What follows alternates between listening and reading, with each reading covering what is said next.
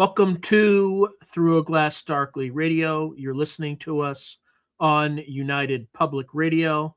And the intro song was Mark of the Doomslayer by Karl Casey at White Bat Audio. I hope you enjoyed your holidays, had a Merry Christmas, Happy Hanukkah, wonderful Festivus for the rest of us, etc. I have a care of the Future Forecasting Group. I have a new webcam that's like a 4K, so I'm still trying to figure it out. Webcam with a tripod and a key light and all that good stuff. So hopefully it works well. We'll see. It might be like I'm not looking at the camera half the time in this podcast, but it's going to be a lot better resolution. So, all right, a few things to discuss before we get started, and then obviously I can go through some of the comments. But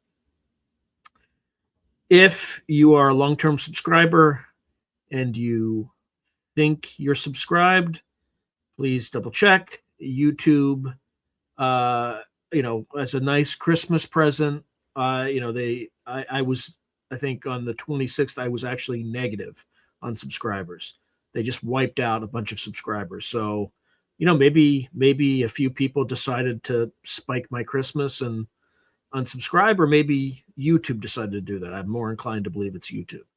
So I know this happens to a lot of you often, so just please double check. And if you think you're subscribed, it's not guaranteed. So just please double check. The second thing is, if you've enjoyed this podcast for many a time, I humbly ask for your subscription. I'd be honored to do me, or I'd be honored to have the honor. And then lastly, as I always say, because I'm all about truth, I came up with the topic, but AI kind of wrote the script. So everything else I do on this channel is kind of is organic. This is the only thing that's not organic, and it's because I work all the time. I even worked on Christmas. But I did finish 3/4 of the episodes that I need for January, and I recorded 2 more today. So 6 are already processed, uploaded, and done. Another 2, I just finished editing the audio for one of them today. But anyway, I have all the material I need to finish January before January. And then at the audience's request, I reached out to 3 Bigfoot researchers. Only one's responded, and that is Chris Kramer, who I actually had the pleasure of talking to on the telephone. A great person. He's actually from the same area of the country that I am, so we got along fast friends pretty quickly. So I'm going to interview him on the day of New Year's Eve, not at night, but in the morning. So I'll have that, and then I have another interview scheduled with Rich Geldrich. So I should be good into like the first third of February by the time this period is over. So I am definitely using my time off from work to get as much done as humanly possible. So the first part of last week though was not well used because my audio, it took me 3 days to edit the audio on 6 episodes because the audio was failing over and over and over and over again. It was extremely frustrating. And then it took me like a day to edit the video portion of all 6 episodes. And then it took me another day to just upload them, create all the thumbnails, and like deal with all the YouTube administrivia. So, I'm just trying to get my basic things down, and then hopefully I can, get everything else, start getting ahead on a bunch of other initiatives that I have for next year, including publishing my first novel, which was done a long time ago, but I just need to read through it and just make sure that I go through grammar and stuff like that. And then I got to design the cover, and hopefully I will be able to finish that over this break. So anyway, I only have a week left. So anyway, with that, let's go through some comments, and then I'll get started on the on the topic. So Sally Forth Alone. Yeah, it's new to me too. I'm going to learn with you, basically. So Fast Mama Gemma saying I was working on bird heating system today. Interesting. Yeah, I don't have Duncan right now, but I had it like I gotta stop doing the Duncan thing.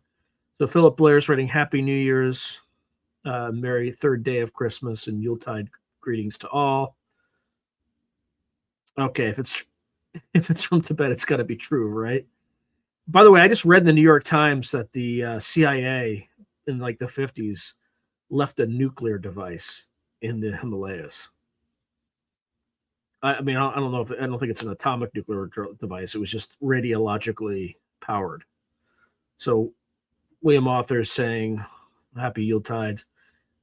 Kurt is saying, "Great to see you, Sean. Hope you had a great holiday and to a happy New Year. Appreciate it." Yeah, thank you, thank you. Pavlos is saying, "Looking good, brother. The lighting looks good, no shadows." You have no idea how hard it was to do that. Like, this thing is because I have like, and hopefully you can hear me because I have a microphone there. I have this cat. Ooh, well, that's just because I have a green screen. That's why my hands are all weird. I have the webcam there and then the lights up there. So I had to manage all the shadows and all kinds of crazy stuff. So, okay, just going through.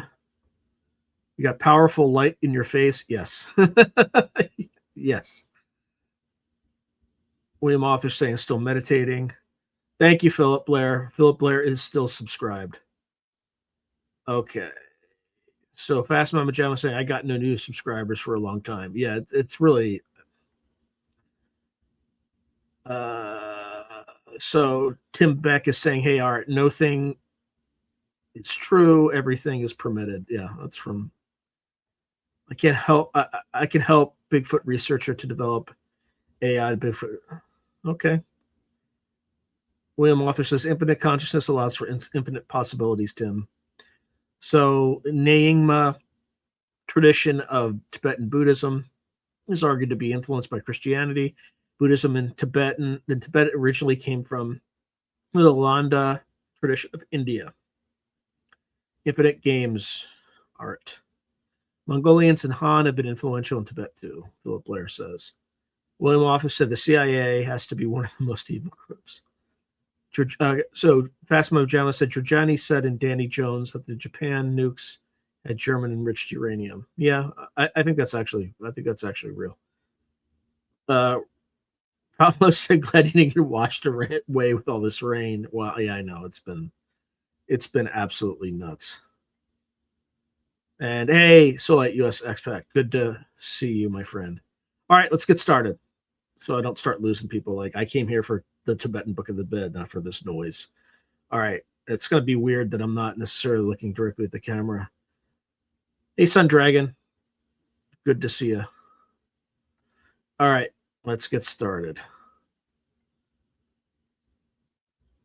All right, the Tibetan Book of the Dead: history, context, and influence. The Tibetan Book of the Dead, known in Tibetan as Bardo Thirdo, meaning liberation through hearing in the intermediate state. What a pretentious name. It's one of the most famous works of Tibetan Buddhism and a subject of fascination for scholars, spiritual practitioners, and occult enthusiasts alike.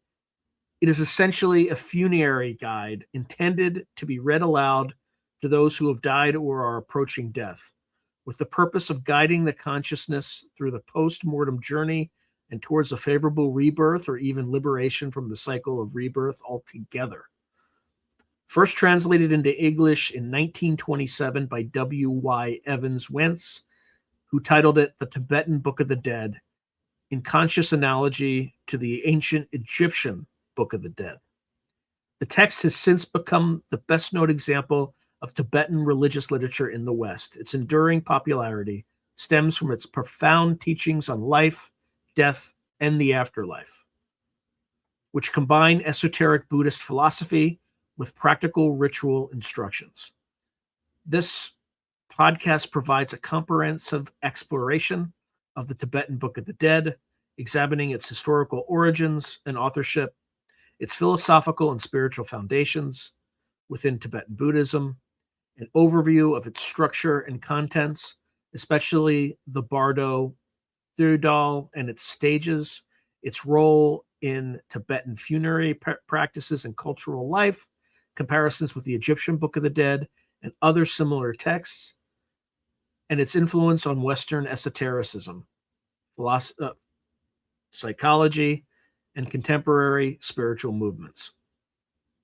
So let's start with the historical background and authorship of the Tibetan Book of the Dead.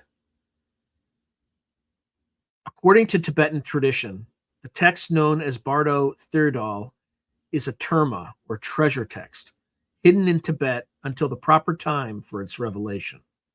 It is attributed mythically to the 8th century Buddhist master Padmasambhava, Guru Rinpoche, who is said to have composed its teachings and concealed them to benefit future generations.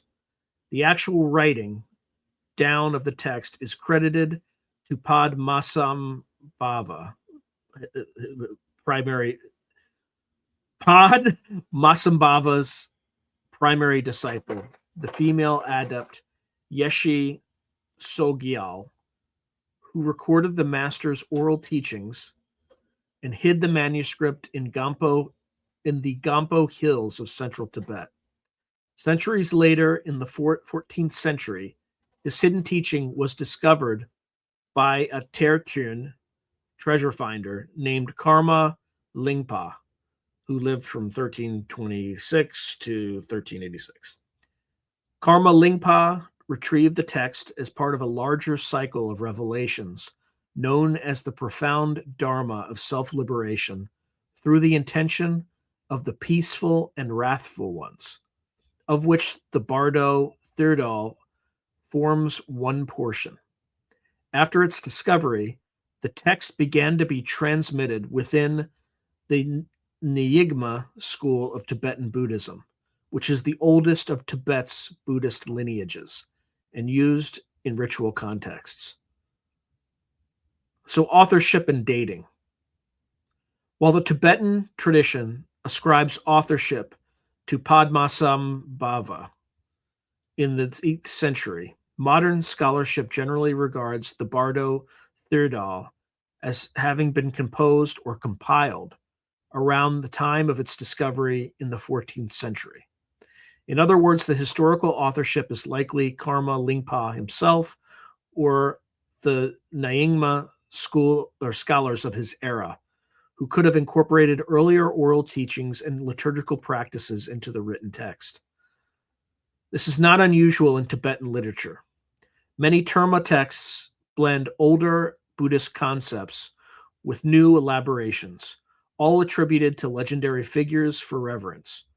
The fact that Padmasambhava is credited reflects his iconic status as the propagator of Tantric Buddhism in Tibet. By linking the work to him, the text grants authority and spiritual cachet. It should be noted that the Tibetan Book of the Dead is actually a Western nickname. The Tibetan title Bardo Thirdal translates to liberation through hearing in the intermediate state, which more accurately describes its function. The evocative English title was coined by Evans Wentz in 1927 specifically to draw a parallel with the Egyptian Book of the Dead, as he believed both to be the guidebooks for the afterlife journey. Despite some misleading implications of that title, the Tibetan text is not a book placed with the corpse, but instructions read aloud. It has nevertheless captured the imagination of Western readers and remains in common use. The Bardo Thirdal first came to Western attention in the early 20th century. The pivotal moment was the 1927 English translation by Walter Y. Evans Wentz, titled The Tibetan Book of the Dead. Evans Wentz, a scholar of comparative religion with theosophical leanings, worked not from the original Tibetan directly, but via an English rendering provided by the Lama Kazi Dawa Samdup. In his edition, Evans Wentz added extensive commentary that interpreted the Tibetan text through a theosophical and Vedantic lens, sometimes distorting or obscuring its authentic Buddhist meaning. For example, he introduced Hindu terminology and ideas of astral bodies that are not present in the Tibetan original. Despite these issues, the Evans Wentz edition was highly influential. It went through several revisions and included a psychological commentary by Karl Jung in a later edition, further raising its profile in the West.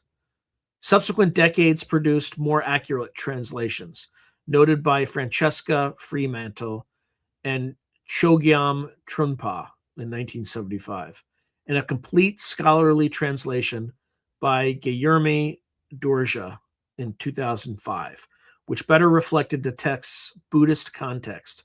Through these translations, the Bardo Thundal became one of the first Tibetan Buddhist texts widely read outside Asia, securing its status as a bridge between Eastern and Western perspectives on death and the afterlife. Philosophical and spiritual foundations in Tibetan Buddhism. To appreciate the Tibetan Book of the Dead, one must understand the Buddhist philosophical worldview in which it arose. The text is rooted in the teachings of Tibetan Vajrayana Buddhism, incorporating elements of Mahayana philosophy and unique Tibetan insights. Several key concepts from the foundation for its approach to death and rebirth: samsara, karma, and liberation. Buddhism teaches that unenlightened beings are caught in samsara, a cyclic existence of death and rebirth propelled by karma, the accumulated effects of one's actions. Suffering, or dukkha, persists so long as one remains attached to worldly desires and ignorant of the true nature of reality. The ultimate goal is to attain enlightenment, bodhi, and achieve liberation, moksha or nirvana, escaping the cycle of rebirth. The Bardo Thirdal squarely operates within this soteriological framework. Its entire purpose is to help the deceased either reach enlightenment or at least a higher rebirth by providing timely guidance when the pull of past karma is strongest.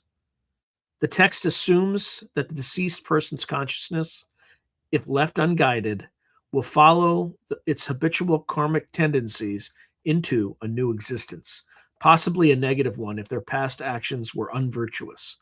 Thus, the Bardo Thirdal is a last opportunity to recognize the nature of reality and be freed from samsara, or barring that, to steer the consciousness toward a favorable rebirth. Then there's Bardo, an intermediate state, a distinctive contribution of Tibetan Buddhism, especially Nyingma Vajrayana, is the elaborate doctrine of bardos, or intermediate states. While the concept of an interval between death and rebirth appears in early Buddhist thought, it was in Tibet that this idea was greatly expanded and systematized. The Bardo Thirdal delineates several bardos, most crucially the intermediate states after death. According to Tibetan belief, the interval between one's life and the next lasts up to 49 days, a time during which the consciousness of the deceased experiences various visions and phenomena before finally taking rebirth. This period is subdivided into three main bardos in the text. The first is the Chikai Bardo, or moment of death, when the mind encounters the clear light. The second is the Chunyid Bardo, or state of visions, where peaceful and wrathful deities appear. The third is the Sidpa Bardo, or pre-birth, seeking of rebirth, where judgment and karmic propensities propel one into a new life. Additionally, Tibetan readings often list three other bardos pertaining to life. the bardos of waking life, dreaming, and meditation.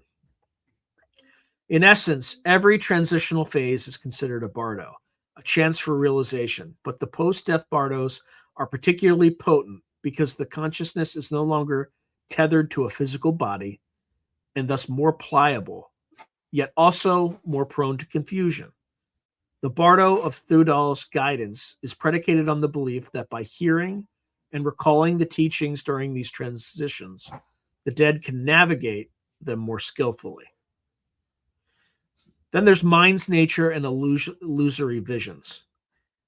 At the heart of the Bardo Thudal, spiritual teaching is a refined understanding of mind and reality, drawn from Mahayana and Vajrayana philosophy. Specifically, the text aligns with Dzogchen and Madhyamaka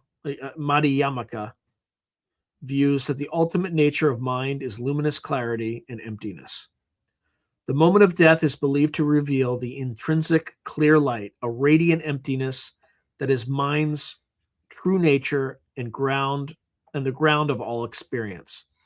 If the dying person can recognize this clear light as identical with their own deepest awareness, often equated with Rigpa in Dzogchen terms, they can achieve instantaneous liberation. However, for most beings, this recognition fails, and they proceed into the intermediate visionary stages. The Bardo Thudal emphasizes that the diverse apparitions encountered in the Bardo, from beatific Buddhas to terrifying demons, are projections of one's own mind. They have no independent reality. Rather, they reflect the deceased's mental imprints, emotions, and habitual tendencies.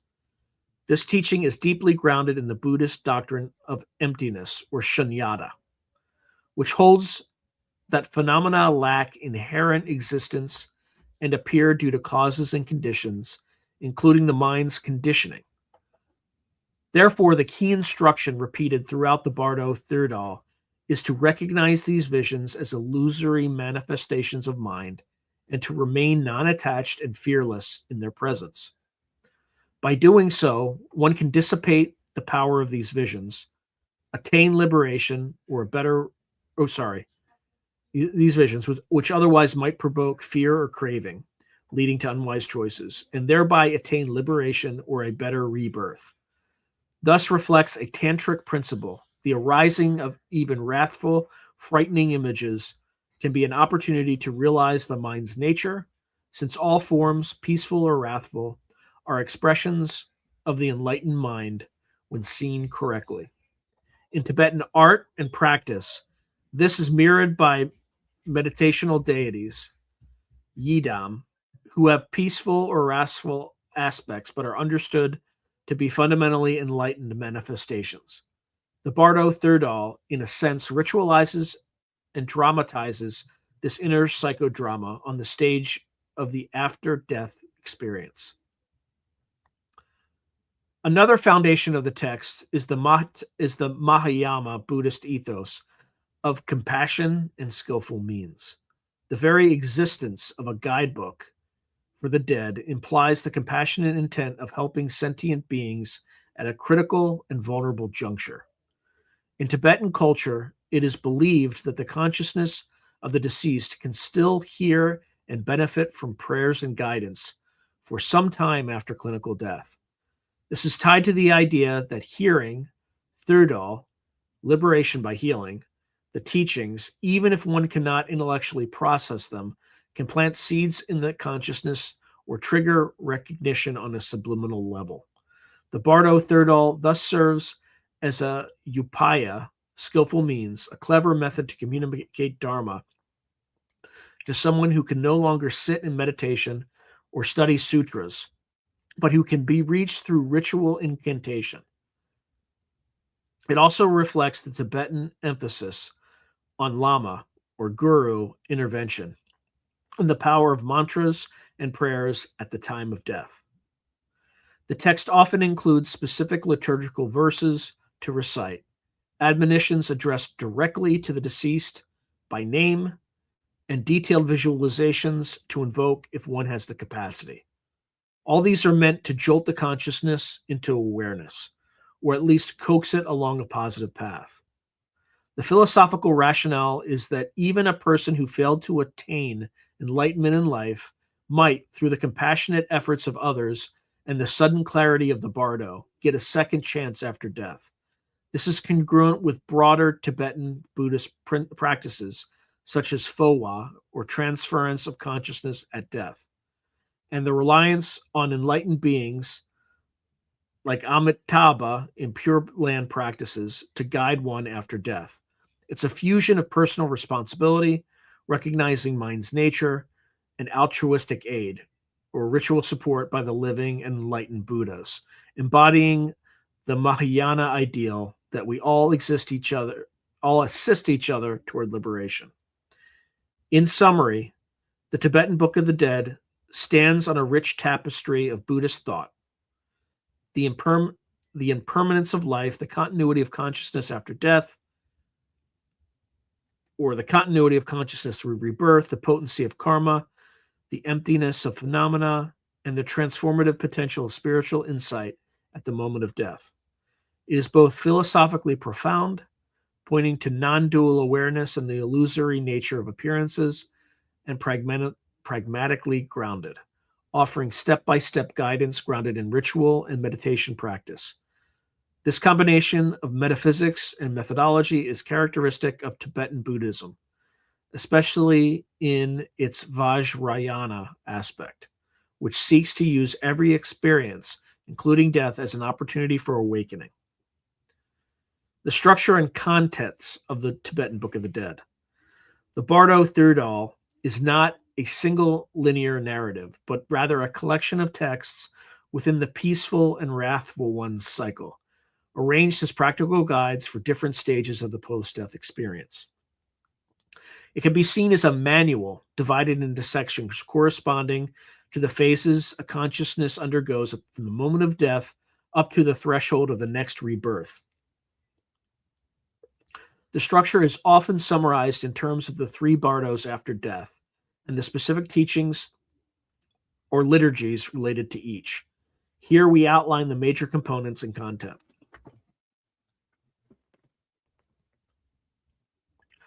First, there's the preliminary instructions before death. The text begins with advice on recognizing the signs of impending death and performing certain ritual practices in the dying process. For example, there are instructions for friends or lamas to start reciting guidance in the ear of a person who is dying, ideally before the moment of death and immediately after, to ensure the consciousness hears the instructions from the very start of its journey. This section often includes prayers to various Buddhas or protective deities, and guidance to the dying person to mentally let go of attachments and focus on virtuous thoughts. In some Tibetan traditions, this is when Phowa is performed, which is a meditation to eject the consciousness and direct it toward a Buddha field, though Phowa instructions are usually separate texts. Also included are chapters on signs of death, which help a practitioner or family recognize that death is near and prepare spiritually. The second component is the moment of death, the Chikai Bardo. The first and most critical stage, described in the Chikai Bardo, the Bardo of the moment of death. At the very point of death, according to the text, the person's consciousness experiences the primordial, clear light of reality. This is described as a dazzling radiance, an unmanifested brilliance often equated with the nature of mind or nirvanic peace. The Bardo Thirdal instructs the practitioner or the lama reading to them to recognize this clear light as one's own true nature and to merge with it. It states that if the dying person can maintain awareness for even a short moment during this phase, they can attain instant liberation, essentially achieving enlightenment at the moment of death. However, it acknowledges that most fail to recognize the clear light due to the obscurations of ignorance and the shock of the death experience. and thus lose consciousness or panic, which then causes them to miss this opportunity and move on to the next bardo. The text provides specific verses to be recited at this time, gently reminding the deceased, "O noble one, now you are experiencing the clear light of pure reality. Recognize it. This is the natural mind, luminous and empty." Such admonitions are often repeated to encourage recognition. The duration of the clear light experience in the text is traditionally said to last as long as it takes for the subtle consciousness to disengage. Some texts say it's a brief flash. Others allow that an experienced meditator's consciousness might remain in the clear light state for up to 3 days after clinical death. Indeed, Tibetan tradition speaks of realized masters remaining in a state of tukdam, post-mortem meditative absorption, during which their body shows no signs of decay for days, a sign they are abiding in the clear light. Out of respect, the bodies are left undisturbed until this meditation ends, which is one reason there is a custom of not touching or moving a corpse for a certain period after death. For ordinary individuals, the instruction is concise. Try to recognize the light. If not, then at least do not fear it. The clear light is considered the first opportunity for liberation in the Bardo sequence. Number 3, the Bardo of Dharmata. Chunyid Bardo, visions of peaceful and wrathful deities. Failing liberation at the moment of death, the consciousness transitions into what the text calls the Chunyid Bardo, or the Bardo of experiencing reality, or Dharmata, often simply called the visionary Bardo. Over the course of what is traditionally up to 14 days, the deceased will experience a progression of visionary encounters with various deities and archetypal figures. The Bardo Thirdal describes these in a very specific sequence. For days 1 through 7, they encounter the peaceful deities. On the first day in the Bardo after the clear light, the deceased sees a soft white light along with the manifestation of Vairocana, the central Buddha of the Dharmadhatu, accompanied by attendant Buddhas or Bodhisattvas.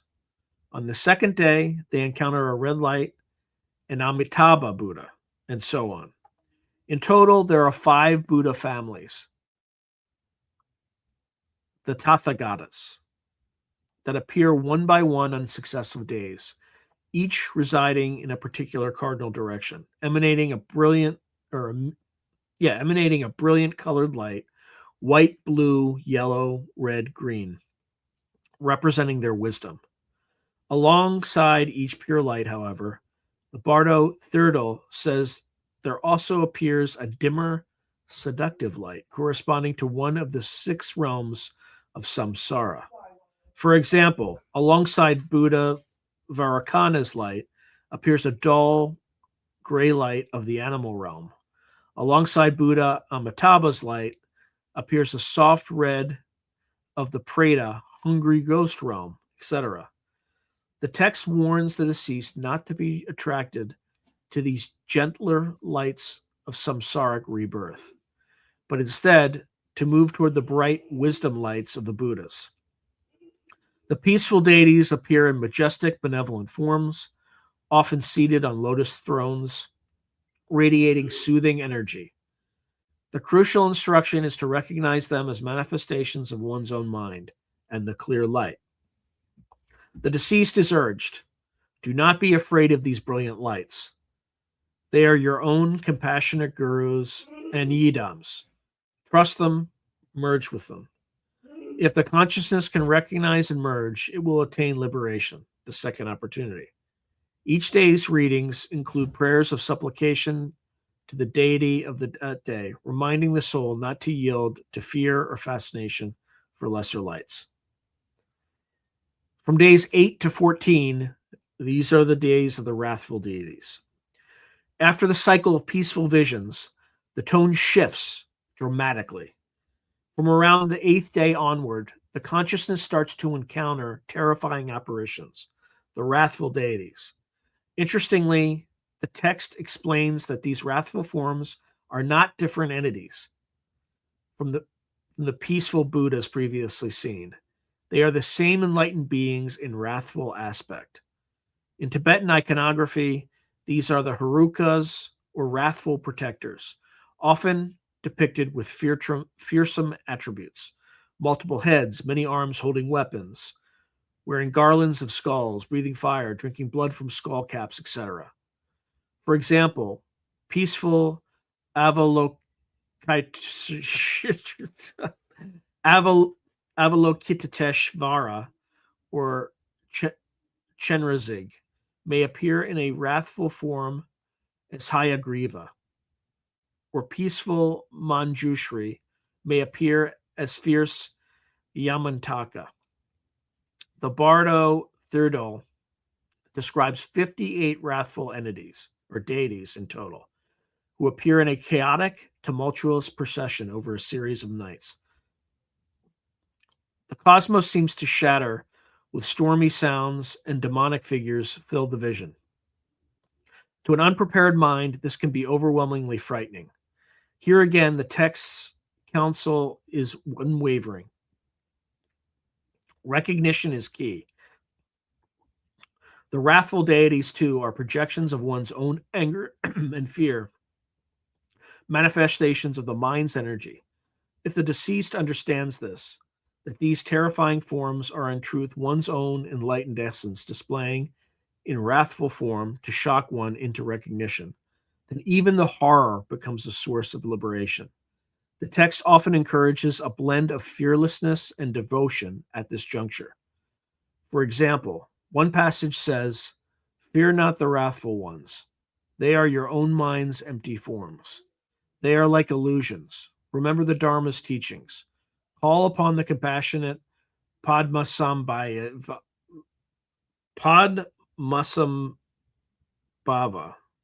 and you shall be liberated." By design, these wrathful visions are a kind of final test of the mind's stability. If one panics and fails to recognize them, one's own terror can cause the consciousness to black out or flee, missing the chance of liberation. The third opportunity passes. On the other hand, embracing the wrathful deities as none other than wisdom in disguise can lead to a profound realization of emptiness and thus liberation. Fourth, the judgment and pre-rebirth bardo, the Sidpa bardo. After the cycle of visionary experiences, the consciousness enters the Sidpa bardo, which is the intermediate state of rebirth, of becoming. By this stage, if liberation has not been attained through recognition of the previous visions, the momentum of bardo, of karma, begins to assert itself strongly, pulling the being toward a specific rebirth. The Bardo Thirdal's tone shifts from transcendental visions to almost pragmatic advice on choosing a good rebirth and avoiding bad ones. This section contains vivid imagery of a judgment scene. The deceased appears before King Yama, the Lord of Death, which is drawn from Buddhist folklore, who holds up the mirror of karma, in which all of one's deeds are reflected. In some versions, Yama's henchmen weigh white pebbles, good deeds, against black pebbles, bad deeds, on a scale. This is strikingly anomalous to the weighing of the heart in Egyptian lore, which we'll discuss later. Though in the Tibetan context, it is a one-time pass-fail into paradise, or it is not a one-time pass-fail into paradise, but rather a determinant of one's next incarnation. The Bardo Thirdal stresses that this judgment is not administered by an external God in truth. It is one's own karma manifesting. In fact, it says that Yama is a projection of your own guilt and fear. If one realizes this, the scene loses its power to terrify. Nonetheless, for most, this karmic accounting feels very real, and the consciousness, unable to remain in the Bardo indefinitely, is now driven to find a new birth. The text then gives a tutorial on the 6 realms of rebirth, the possible destinies a being can take. These are: 1, the guide realm, a heavenly but impermanent realm of pleasure. 2, the demigod Ashura realm, a realm of power and jealousy. 3, the human realm, considered the most fortunate rebirth for spiritual practice, a mixture of pleasure and pain, offering the best balance for seeking enlightenment. Then there's 4th, the animal realm, marked by ignorance and servitude. 5, the hungry ghost or Preta realm, characterized by insatiable craving and dissatisfaction. And 6, the hell realm, spheres of intense suffering and aggression. The Bardo Thirdal provides descriptions of signs that indicate which realm one is gravitating towards. For example, a vision of voluptuous orchards might lure one into the god realm, or seeing families feasting could indicate the hungry ghost realm. Importantly, it counsels the deceased to avoid the lower realms at all costs, and if liberation is not possible, to aim for rebirth in a higher realm, ideally back in the human realm or even in a pure land of a Buddha. Specific techniques are given, such as close the womb's door to undesirable births. This refers to the teachings that as the consciousness nears rebirth, it will be drawn to scenes of future parents copulating. If those parents belong to a lower realm, one should resist the attraction and thus close the door to that womb. Conversely, if a positive rebirth is found, one should mentally pray to be born to spiritually minded parents or in a place where one can encounter the Dharma. The text even gives a prayer for choosing the womb, essentially a last-minute aspiration for a conducive rebirth. If the consciousness still cannot find a suitable birth, it will lose consciousness every 7 days and then reawaken, essentially undergoing a mini death and mini rebirth in the Bardo up to 7 times until the 49 days maximum is reached. By the end of that period, a rebirth becomes inevitable according to one's karma. The Bardo Thirdal's final instructions are on how to recognize and enter a good womb, or how to perform a last transfer of consciousness to a pure realm, if one has the meditative ability to do so. The text often concludes with fervent prayers to Buddhas and guardians to protect the departed being from the torturous path and lead them to liberation or a fortunate rebirth. In terms of literary composition, the Bardo Thirdal is a mix of instructional prose and liturgical verse. Sections often begin with direct address. O nobly born, listen without distraction, creating an eerie immediacy, as if the book is speaking directly to the departed soul. This stylistic choice underscores that the text is meant to be read aloud by a lama or spiritual friend to the dead, dying as a script.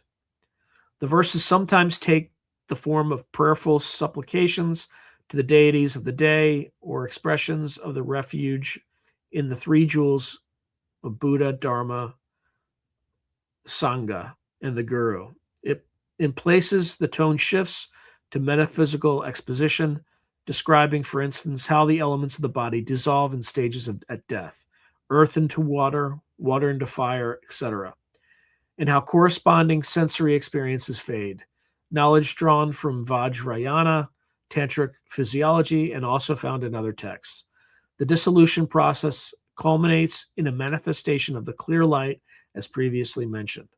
By integrating these details, the text not only guides but also educates, reminding any listeners, including those attending the dying person, of core teachings on impermanence and the mind. It's also important to note that the Bardo Thirdal, as commonly known, is part of a larger compendium. Within the revealed cycle, there are chapters dealing with specific rituals, like cremation ceremonies or breathing instructions, and extensions that form a kind of death liturgy corpus. The famous English translations, however, often focus on the central guide through the Bardos portion as described above, since that is of universal interest. Robert Thurman, for example, translated it under the title, The Great Book of Natural Liberation Through Understanding in the Between. And Guillermo Dorje's translation includes it as a chapter within the whole self-liberation through peaceful and wrathful ones cycle. In summary, the content of the Tibetan Book of the Dead is systematically laid out to mirror the natural unfolding of the after-death process. From the moment of death, offering a chance at enlightenment by recognizing the clear light through intermediate visions, offering repeated chances to recognize the nature of mind through peaceful and wrathful forms, to the preparation for rebirth, offering guidance to influence the next life favorably. Each stage comes with its own set of instructions and spiritual exercises. This structure brilliantly encapsulates a complete Buddhist teaching. It recapitulates the path to enlightenment, which is clear light recognition, recognizing Buddha nature in all forms, overcoming one's fears and attachments, and finally, consciously choosing a virtuous rebirth if needed. Little wonder that Tibetan lamas often say the Bardo Thirdal is as much a guide for the living as it is for the dead. It teaches us how to deal with change and transition right now by using death as the ultimate example. So now let's look at the role of the Tibetan Book of the Dead in funerary practice and its cultural significance. In Tibetan culture, the Bardo Thirdal is not just a theoretical text.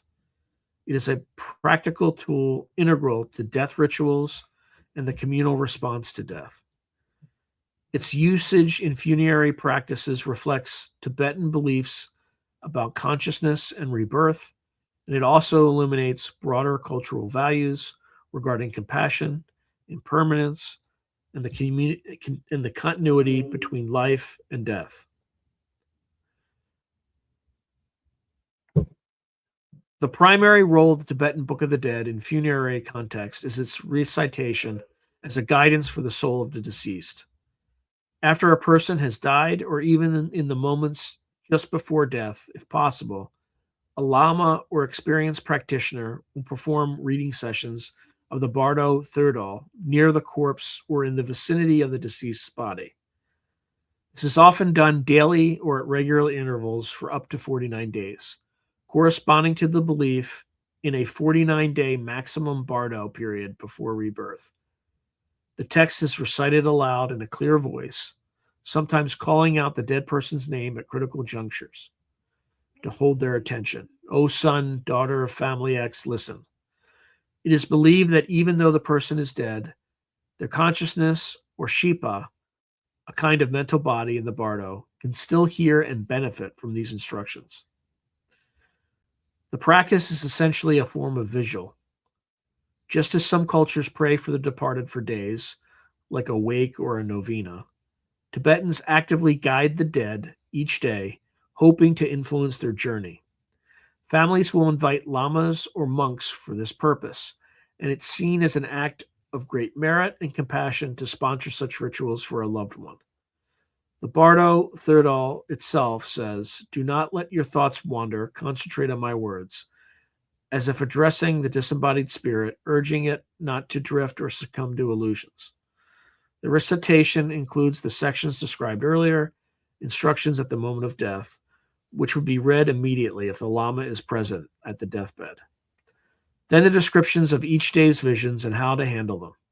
By repeatedly exposing the consciousness to these reminders, Tibetans believe the soul has a better chance to recognize what's happening and react in a spiritually constructive way. The Bardo Thirdal readings are part of a larger complex of Tibetan funerary rites. For example, in the first few days after death, lamas may perform the Powa, transference of consciousness ritual, attempting to eject the soul from the body through the crown chakra and send it directly to a pure land or higher realm. Once the body is prepared for disposal, be it cremation, sky burial, or internment, additional prayers like the Fowa's mantra or the prayer of deliverance might be recited. During these times, passages from the Bardo Thirdal might be interspersed or combined with other texts like the aspiration prayer for rebirth in Dawakchen, which is Amitabha's Pure Land. The Bardo Thirdal itself includes chapters on ritual practices such as burning effigies or saying certain mantra symbols to close the doors to unfortunate realms. For instance, there are instructions to visualize specific Buddhas at cardinal points around the corpse, or to perform offerings that please wrathful deities so they won't scare the soul excessively. Monks may create intricate sand mandalas, or tormas, ritual cakes, representing the peaceful and wrathful deities to sanctify the space. In some regions of Tibet, after the 49 days, a concluding ceremony is held to mark the end of the Bardo period, where the Bardo Thirdal's final verses are chanted and the deceased's name is inscribed on prayer flags or stupas.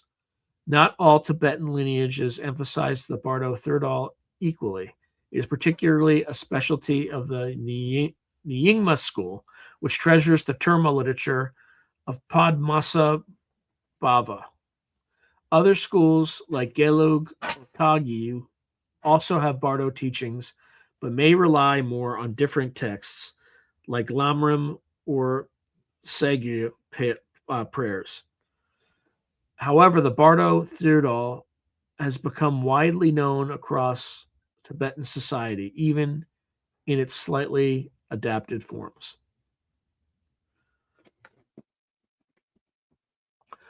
The prominence of the Tibetan Book of the Dead in funerary customs reflects a cultural comfort with and preparation for death that is characteristic of Tibet. Tibetans traditionally view death as a natural transition, one that can be prepared for and navigated through rather than a taboo or merely a tragedy. From a young age, devout Tibetans are taught to recite the impermanence verses and contemplate the inevitability of death as a means to motivate spiritual practices. The Bardo Thirdal takes the philosophical acceptance and operationalizes it. It turns death into a rite of passage with its own roadmap.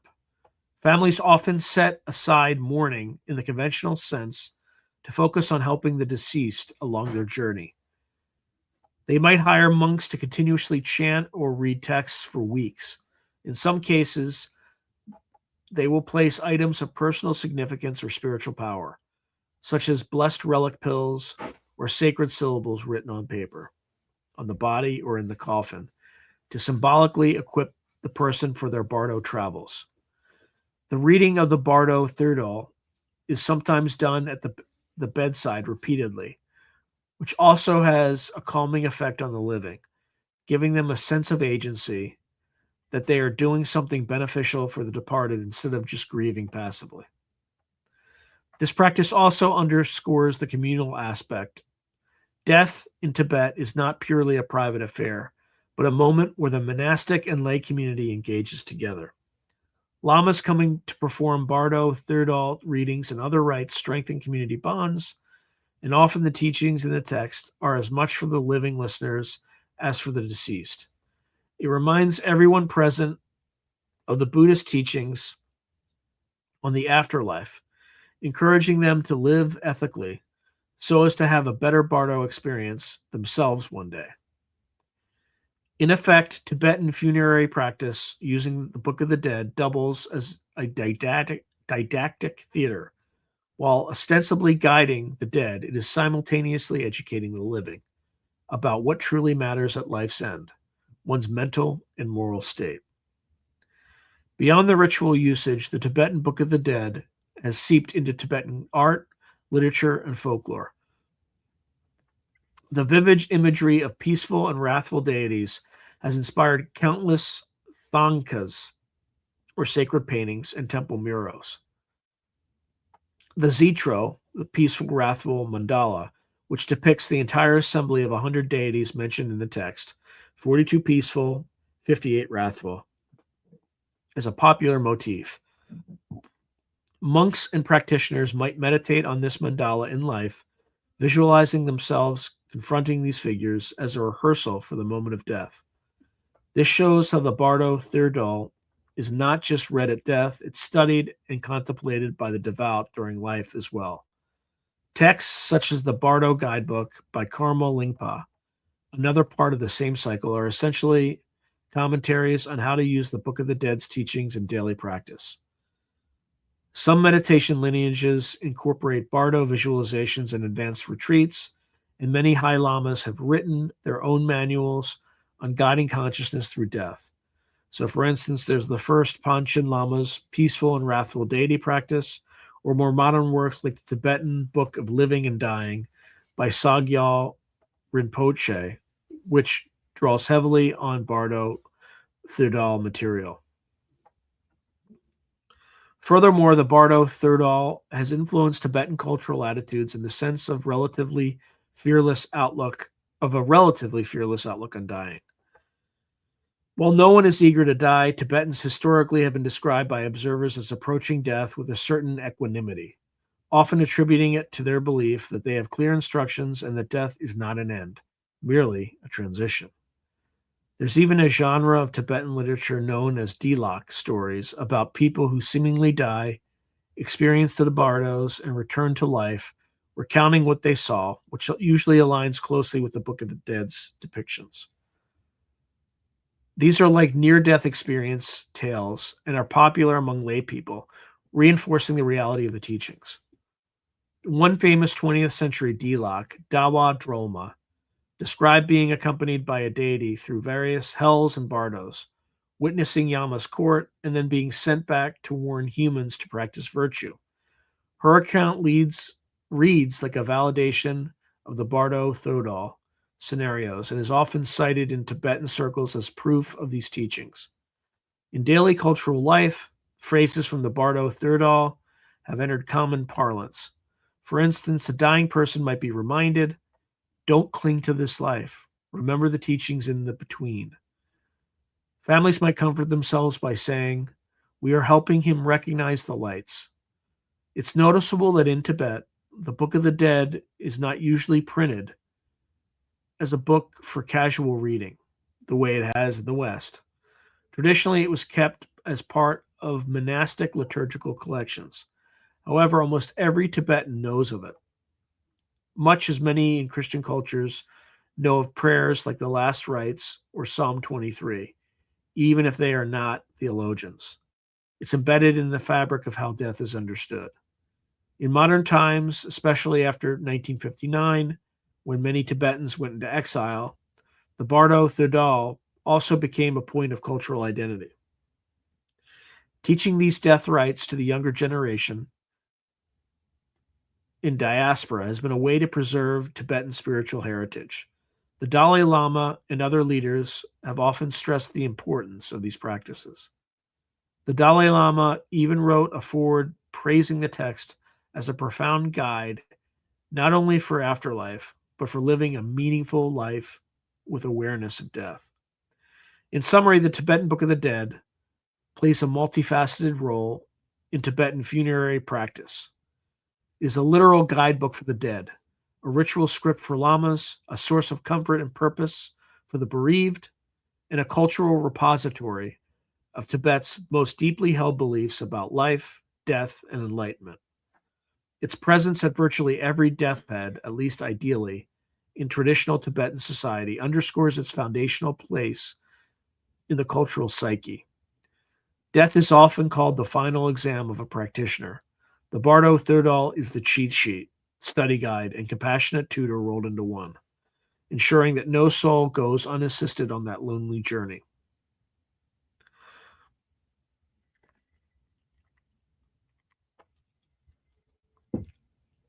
Now let's talk about comparative perspectives. The Tibetan and Egyptian Books of the Dead.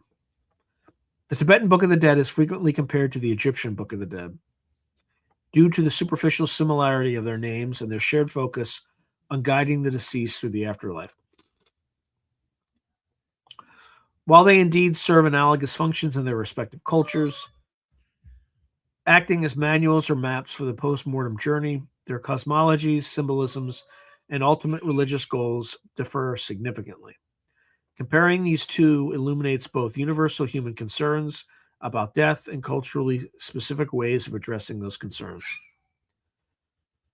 The Egyptian Book of the Dead, more accurately titled The Book of Coming Forth by Day, is an ancient funerary text from Egypt's New Kingdom period, which is circa 1550 BC, though it draws on older pyramid texts and coffin texts. It is not a single book, but rather a compendium of spells, prayers, and illustrations, written on papyrus scrolls and buried with the dead.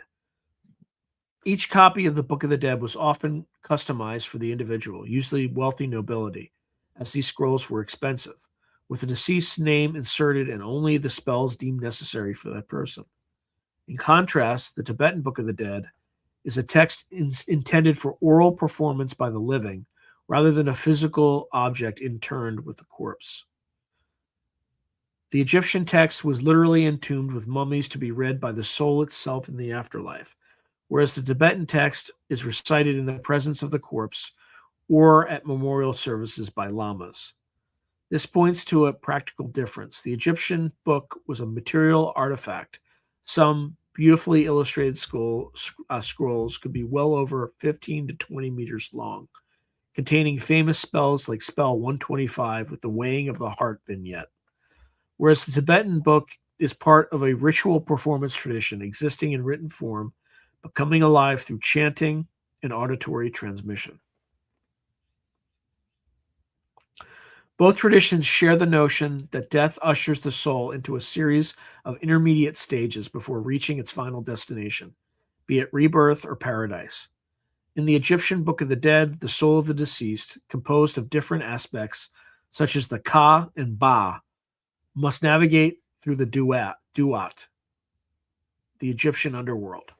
This journey is often depicted as passing through a sequence of gates or caverns, each guarded by supernatural beings.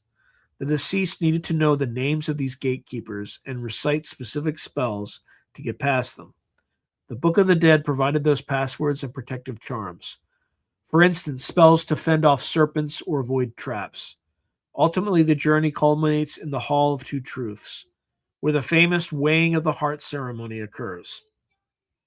Here, the heart of the deceased, which metaphorically contains the record of their deeds, is weighed on a scale against the feather of Ma'at, truth and cosmic order, by the jackal-headed god Anubis.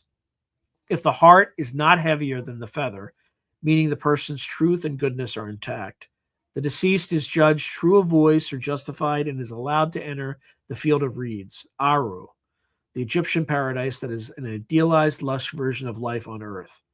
If the heart fails the test, it is devoured by the monster Amet, and the soul undergoes a permanent second death, essentially ceasing to exist. In Tibetan cosmology, the journey is not toward a single final judgment and static afterlife, but toward rebirth, in one of 6 realms, as already detailed.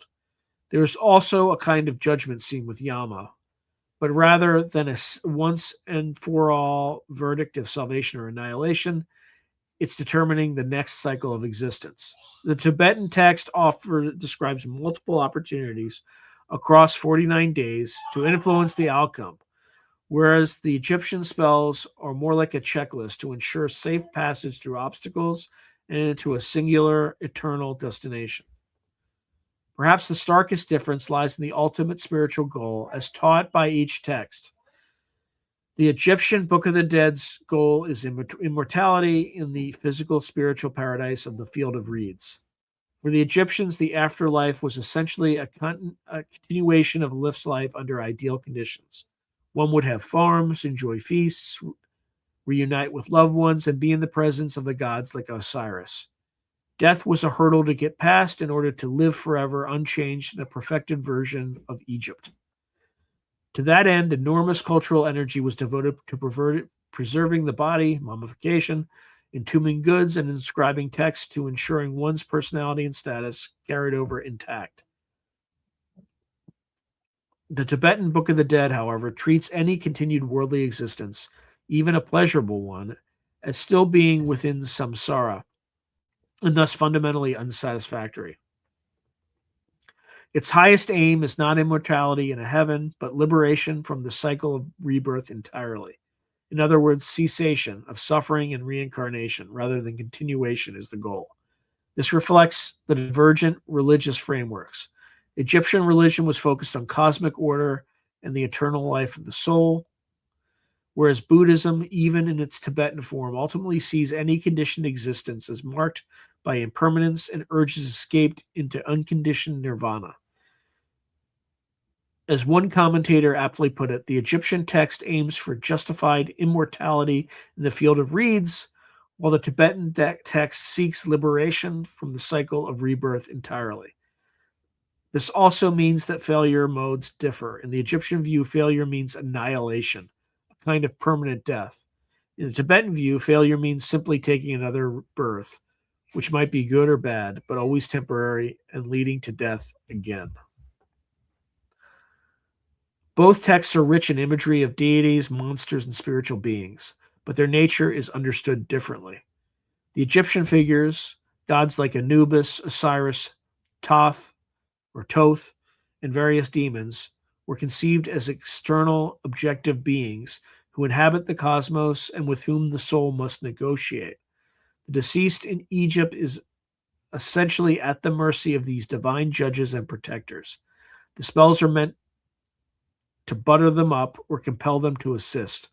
For instance, spell 308 of the Book of the Dead is a formula addressed to one's heart not to betray its owner during the weighing, a plea for divine assistance or a magical coercion of sorts.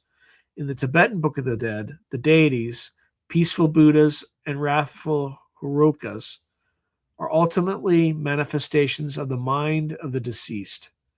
They have no independent existence outside one's perceptions in the bardo. This is a distinctly Buddhist and particularly Vajrayana perspective. The microcosm of the mind projects the macrocosm of experiences. When a Tibetan bardo traveler sees Yama or a wrathful deity, it is their own karma and mental contents taking shape. This not only empowers the deceased, since by changing one's mental response, one can alter the experience, but also ties into the Buddhist notion of non-theism. Samsara, there is no creator god or final judge in Buddhism. Even Yama is himself a being stuck in samsara, depicting often as having an illusory existence. Egyptian religion, on the other hand, is polytheistic and uses a mythological narrative. Osiris's resurrection, Horus versus Set, etc., as the backbone for afterlife expectations. Tibetan texts use psychological and moral narrative, mind's delusions versus mind's enlightenment. Both traditions strongly emphasize that one's conduct in life influences the afterlife outcome, and thus both encourage ethical living and ritual observance as preparation. The Egyptian Book of the Dead contains the famous negative confession, where the deceased declares before 49 judges that they have not committed various sins. I have not stolen, I have not killed, I have not lied, etc. This highlights that only one who has lived according to Ma'at, truth, justice, harmony, can hope to pass the weighing of the heart. Tomb inscriptions often admonish the living to be righteous so that they too can be vindicated in the hereafter. Similarly, the Tibetan teachings remind constantly that what one experiences in the bardo is a direct result of one's karma and habits.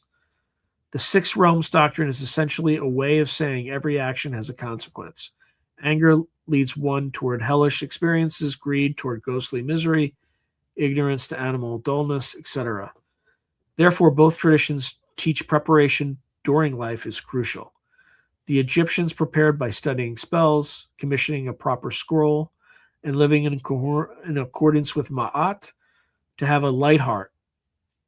Tibetans prepare by spiritual practice, meditation, ethical conduct, and familiarization with bardo teachings. Indeed, Tibetan lamas often engage in death meditations, rehearsing dissolution and visualization of the clear light, specifically to ready themselves for the actual death moment.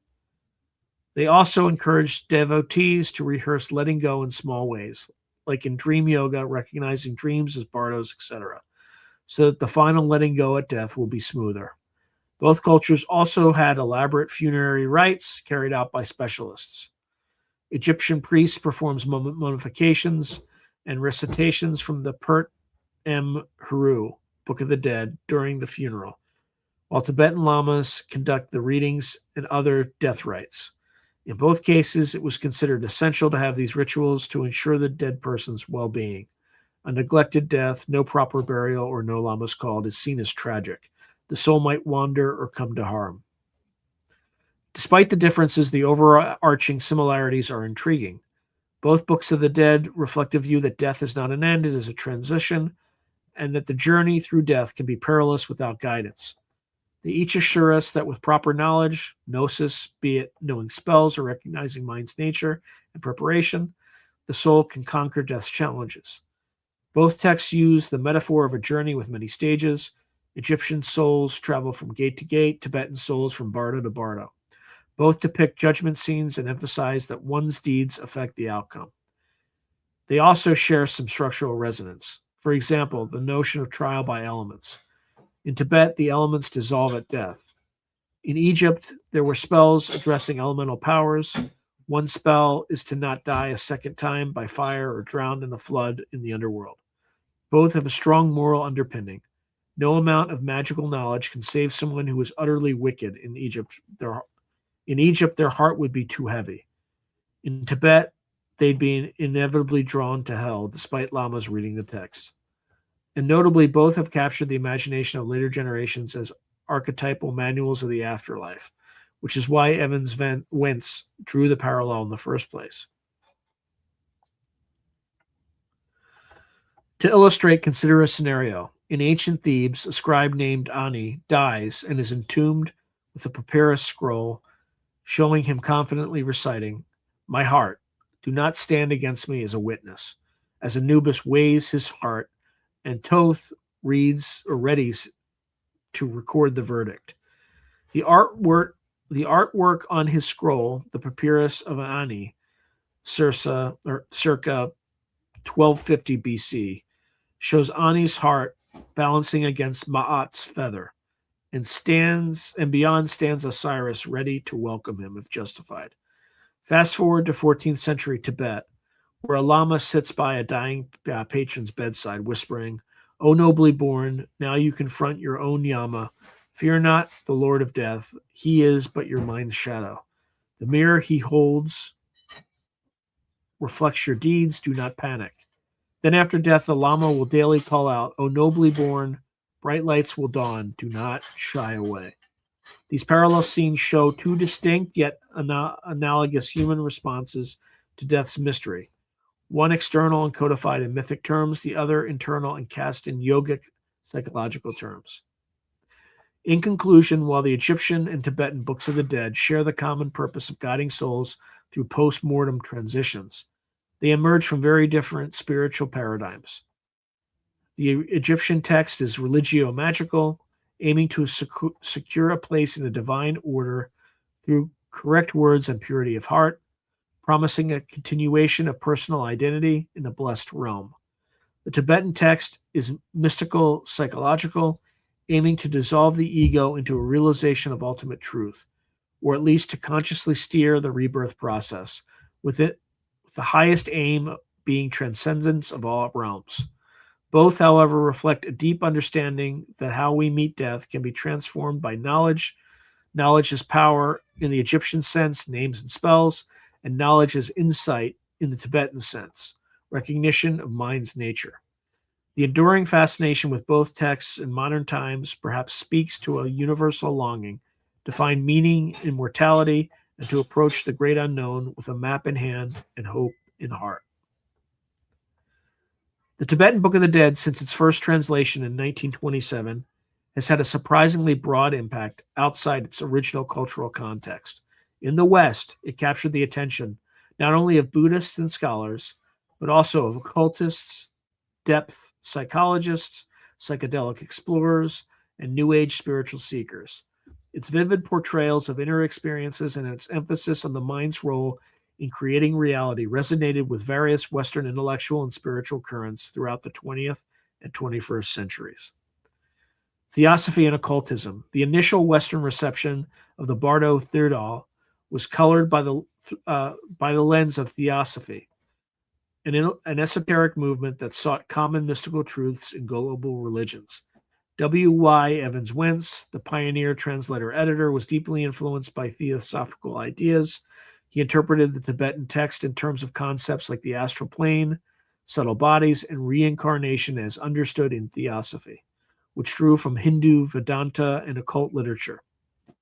For example, Wentz introduced terminology such as astral body, Devachan, which is a theosophical term for a heaven-like state, and references to the dweller on the threshold, which is an occult concept, when explaining the wrathful deities. He even explicitly likened the wrathful figures of the Tibetan bardo to the dweller on the threshold idea from Western occult fiction, interpreting them as obstacles the soul must face within itself.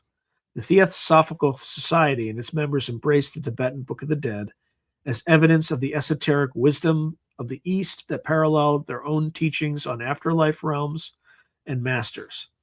The influence went both ways. Evan Wentz's theosophical bias meant that early Western readers often thought of the Tibetan teachings as a mere variant of the Western occult tradition, rather than a unique Buddhist system. Nonetheless, this helped the text gain popularity among those interested in spiritualism, mediumship, and occult practices. By the mid-20th century, references to the Tibetan Book of the Dead appeared in various occult and metaphysical books, sometimes in rather imaginative ways. For example, some occultists thought the bardo visions were analogous to scrying visions of the tarot's imagery of death and rebirth. The concept of using a text to guide spirits of the dead also influenced certain spiritualist practices. For instance, in the West, guidebooks were written for conducting the soul after death, inspired loosely by the idea of the Tibetan Book of the Dead. One modern example is the American Book of the Dead by E.J. Gold, an esotericist, which explicitly uses the bardo narrative as a training for conscious dying.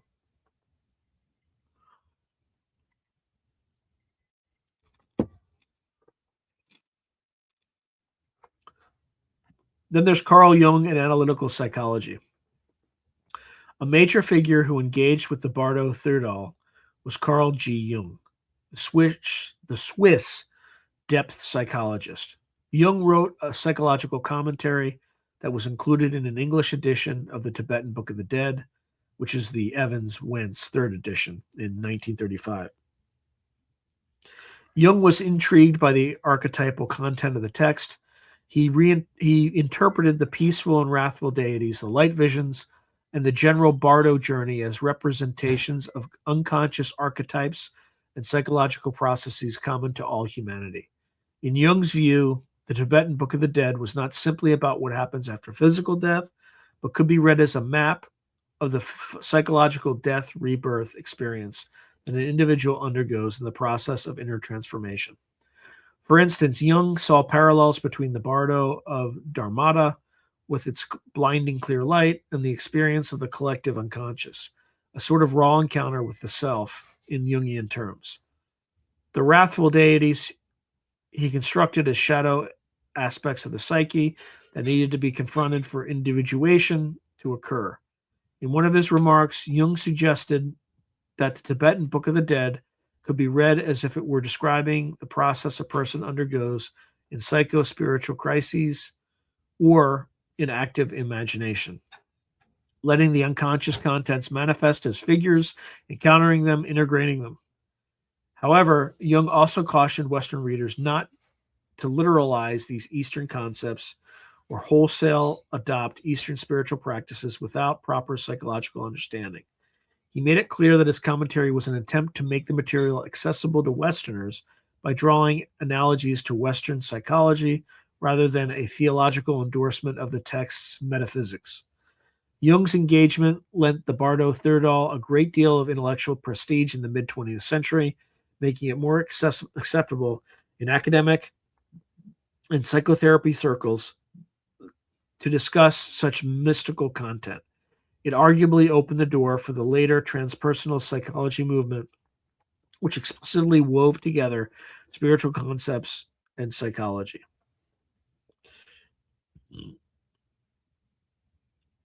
Perhaps one of the most unexpected yet significant Western engagements with the Tibetan Book of the Dead was through the 1960s counterculture and psychedelic movement.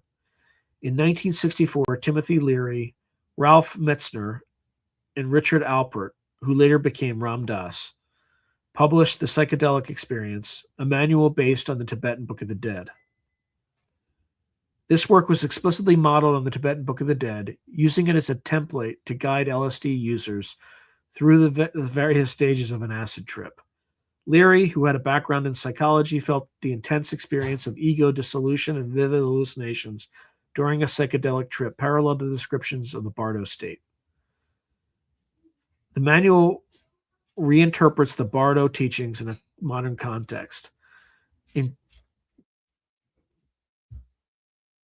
Chikai Bardo, with clear light, was likened to the onset of the psychedelic experience where one might experience unity and ego loss.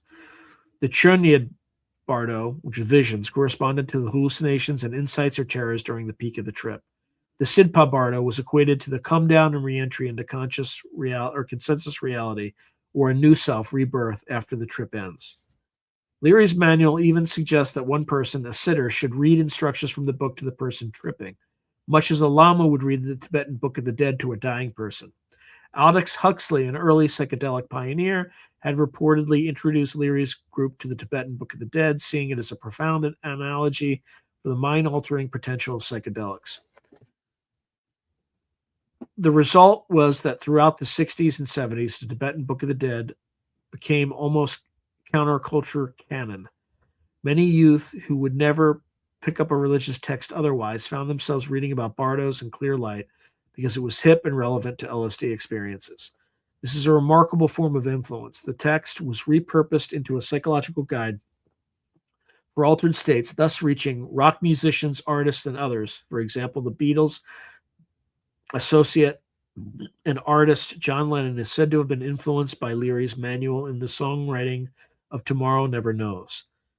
The legacy of this in contemporary spiritual movements is evident. The fusion of Eastern mysticism with personal experimentation, the idea of ego death as a goal, a term popularized via these psychedelic interpretations, and the normalization of guided sessions.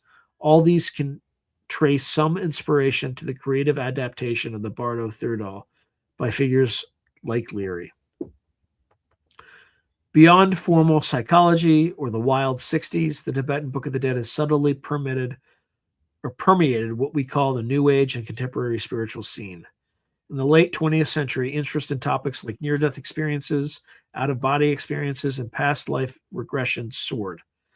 The Tibetan Book of the Dead provided a kind of exotic framework to understand these phenomena. Many noticed parallels between NDE reports, the tunnel and the light, meeting beings of light, life review, reluctance or choice to return, and the bardos, the movement toward the clear light, meeting peaceful beings, judgment scenes, etc. Researchers like Raymond Moody, who is the author of Life After Life, or Kenneth Ring occasionally referenced Eastern texts to contextualize NDEs, and the Bardo Thirdal, as a detailed afterlife manual, was naturally of interest. This contributed to a cross-cultural validation vibe. People would say NDEs prove what the Tibetan sages taught and vice versa. In New Age workshops, one might find guided meditations directly inspired by the Book of the Dead. For example, meditation on the clear light or visualization of releasing attachments as in the Bardo teachings, aimed not at actual dying people, but at individuals seeking personal growth by confronting their fear of death. The concept of conscious dying or death as a transition, championed by hospice movements and spiritual teachers in the West, draws heavily from the Tibetan Buddhism, and particularly texts like the Bardo Thirdal. Sogyal Rinpoche's 1992 book, The Tibetan Book of Living and Dying, which became a worldwide bestseller, is essentially a modern commentary and adaptation of the Tibetan Book of the Dead's principles for a general audience. It offers practical advice on caring for the dying, on using meditation to prepare for death, and on understanding the Bardo states in daily life. That book alone introduced millions of readers to ideas straight out of the Bardo Thodol, such as the 49-day period after death, the importance of saying prayers and mantras for the departed, and the notion of how we live and how we die are intimately connected. It inspired hospice workers, therapists, and clergy from various faiths to incorporate more spiritual end-of-life practices.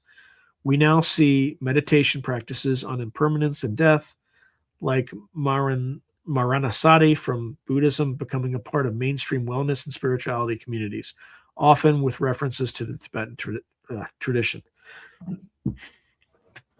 The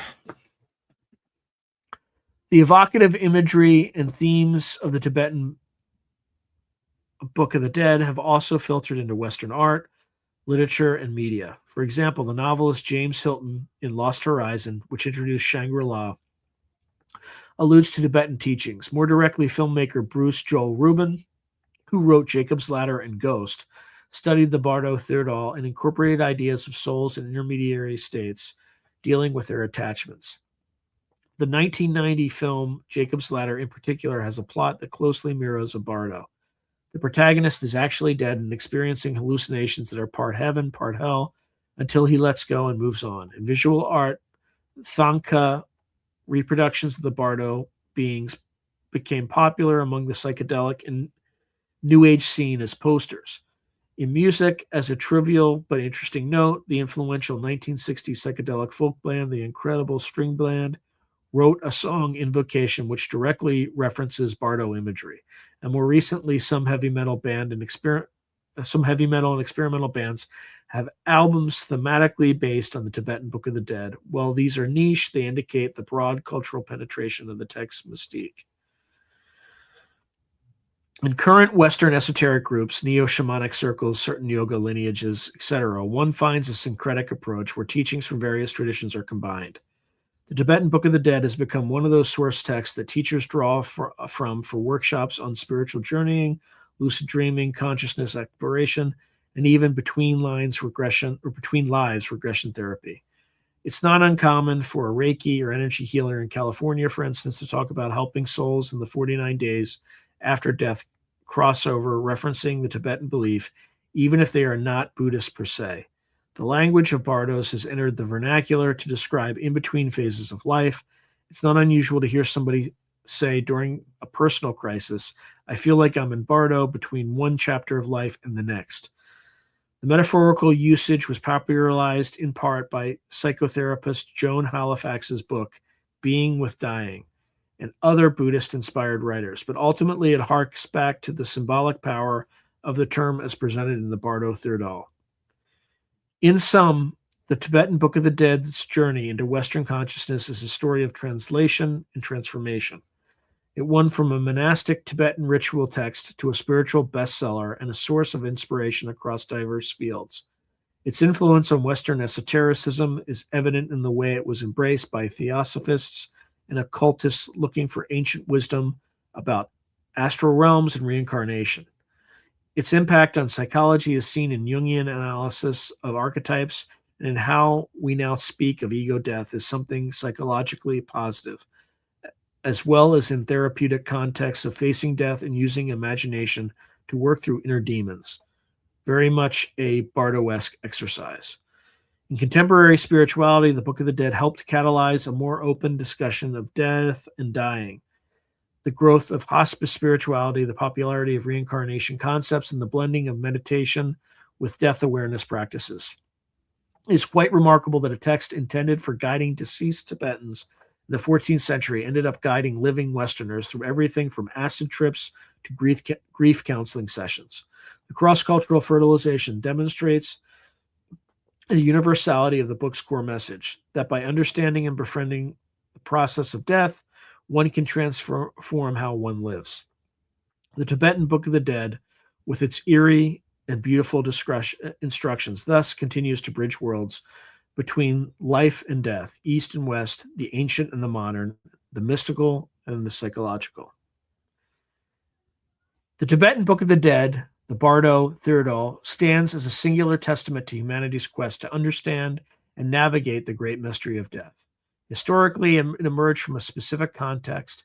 8th century tantric teachings attributed Masambhava and their 14th century discovery by Karma Lingpa. Yet its influence has far transcended its origins. We have seen that this text is deeply rooted in Tibetan Buddhism's philosophical and spiritual framework. It assumes the continuity of consciousness through death and rebirth, the decisive role of karma, and the potential for sudden liberation through the recognition of mind's true nature. The Bardos Thodal's intricate mapping of the post-mortem journey from the initial encounter with a clear light through peaceful and wrathful visionary Bardos to the eventual rebirth reveals a sophisticated understanding of psycho-spiritual processes couched in rich symbolic imagery. In Tibetan culture, this text is not merely literature, but a living ritual tool, integral to funerary practice and the communal approach to mortality. Its recitation has given solace and guidance to countless dying individuals and their families, embedding the ideals of compassion and awareness at the very threshold of life and death. Comparatively, placing the Tibetan Book of the Dead alongside the Egyptian Book of the Dead highlights both universal themes and distinctive contrasts. Both works serve as afterlife guides, reflecting a common human concern for what lies beyond and how we might influence that journey. Yet the Tibetan text seeks the cessation of the cycle of rebirth, nirvanic liberation, whereas the Egyptian seeks an eternal continuation in a blessed realm. The Tibetan cosmology internalizes the journey, deities as mind's projections, whereas the Egyptian externalizes it, gods as gatekeepers and judges.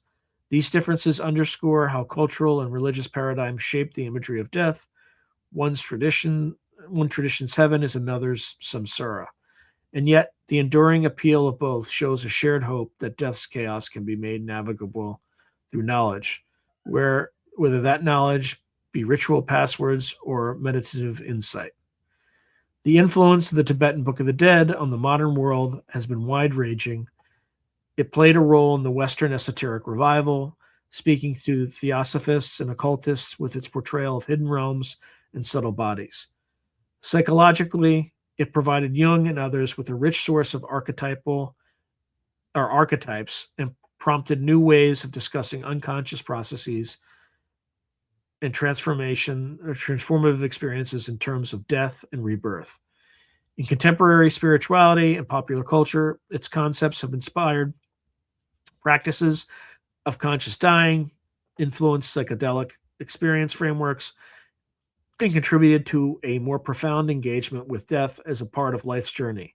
The language of Bardo has entered our lexicon to describe any liminal transitional state, a testament to how this ancient text continues to provide a metaphorical template for transition and change. In a broader sense, the Tibetan Book of the Dead invites readers, be they devout Buddhists or merely curious minds, to confront the reality of mortality unflinchingly. It teaches that by doing so, one discovers not despair but liberation. The Dalai Lama, in commenting on these teachings, noted that remembering death can spur one to lead a more virtuous, meaningful life. This wisdom is echoed in the pages of the Bardo Thodal, which constantly urges the reader not to cling, not to fear, but to recognize the innate clarity of their own mind, even amid the greatest uncertainty. In our secular age, we may interpret death broadly, the end of anything familiar, and still find in the Tibetan Book of the Dead a source of guidance for embracing impermanence and navigating transitions with grace and awareness. Ultimately, the Tibetan Book of the Dead bridges the living and the dead, the known and the unknown. It is a book that is paradoxically meant for the living, to teach us how to die, and in so doing, how to live. Whether read as a manual for the afterlife, a psychological allegory, or a spiritual classic, it remains an object of enduring scholarly interest and a profound influence on the world's imagination about the final journey that we all must take. In appearing simultaneously to academic, general, and occult audiences, the Bardo Thodal stands as a reminder that the mysteries of death have always challenged and inspired the human intellect and spirit. As we continue to seek answers to the questions of mortality, The Tibetan Book of the Dead will no doubt remain a treasured map, guiding readers through the dark, illuminating the in-between, and pointing toward the possibility of enlightenment through hearing, even in the very midst of death. All right. Woo! That's it, and that's all. Did I have that Hey Sean thing up the entire time? Awesome. That's just fine. At least I know where I am. Oh my God, there's so many comments. So many comments. All right. Hey, Scott. Good to see you.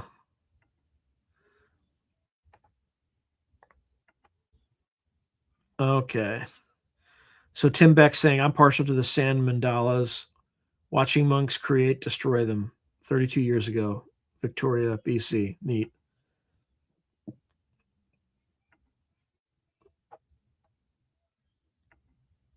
Okay. All right. So Fast Mama Gemma said Jesse Michaels had the chess player abductee. He believes in reincarnation. So Soulate US Expat saying on the Psychoactivo podcast, Pavel plays a clip of rock star Billy Corrigan from Smashing Pumpkins talk about how he saw someone shapeshift, a woman that was naked, and he didn't want to speak more about it. Yeah, I've heard about that.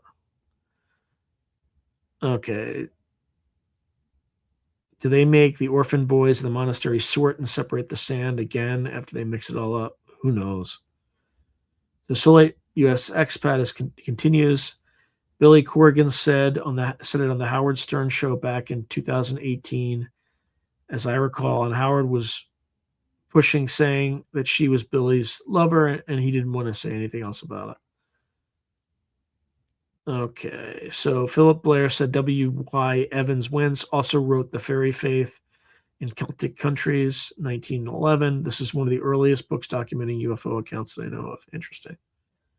Charles Fort's The Book of the Damned, next after 1990, next after Evans Wentz. Philip Blair is writing. Okay, so Fast Mama Gemma saying they got to be among us. Only AI can spot them. Okay.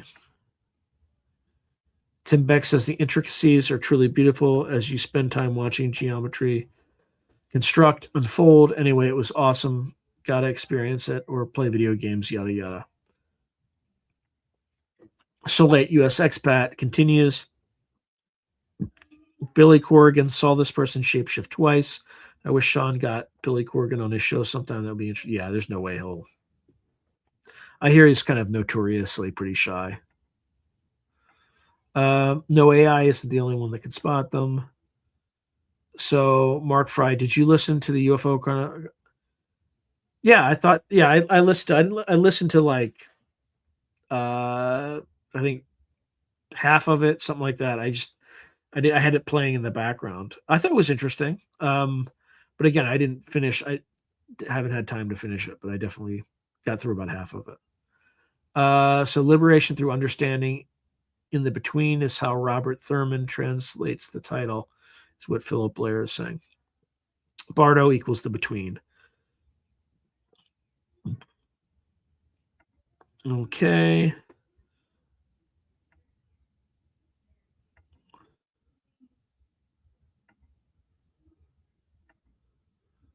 Okay.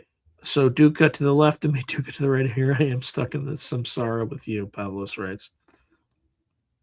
Philip Blair says Maharaja, great king, incidentally.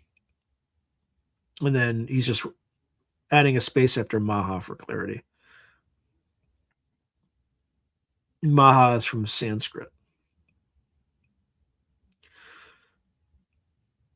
Sally Forth Alone is saying, anyone here listen to the band Adola, as in like an Eidolon?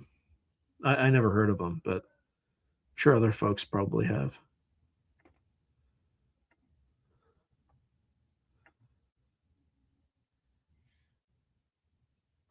Okay, so Mark Fry said, have you ever seen the Three Stooges episode where Larry keeps saying Maha and his Indian robe? I have not. All right. So Pavlo says, for what it's worth, Farsight did an RV of Buddha worth a watch. Uh, did the power just go out?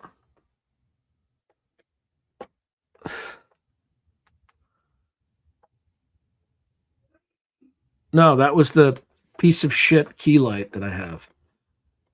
Unreal. Let's just shut it off. Let's just shut it off. No reason. Unreal. All right. Well, good morning, Sirius. Puff slowly, lightly. Well, I'm not going to say anything like that. Okay.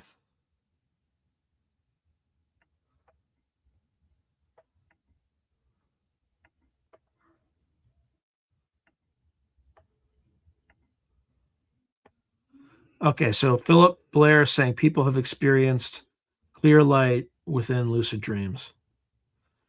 Okay. So Buddha said when he left his wife and child, he was in the middle of the night without waking, said goodbye, ball and chain, to go live in a cave served by young women feeding and watering him. And oh boy, there's still paintings of the young women on the cave walls in Mustang.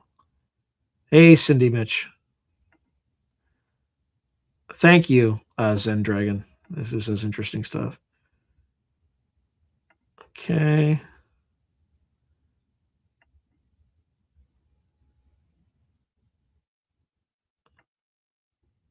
Woo Riders DG is saying, hello, Sean. Hope you and the family had a great, fun Christmas. God bless us all, too.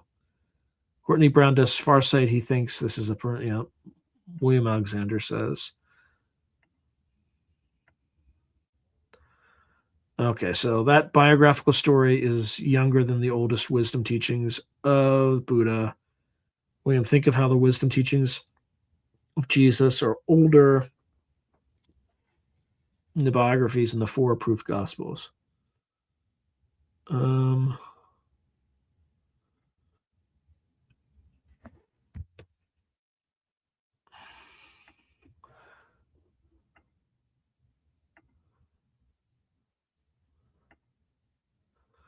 okay, so Philip Blair says Jason Giorgiani refers to texts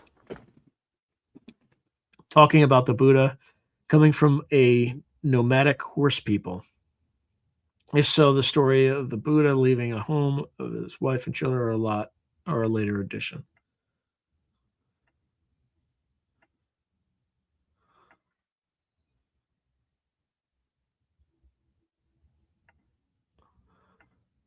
Sorry, folks, I'm just trying to get through this stuff rapidly.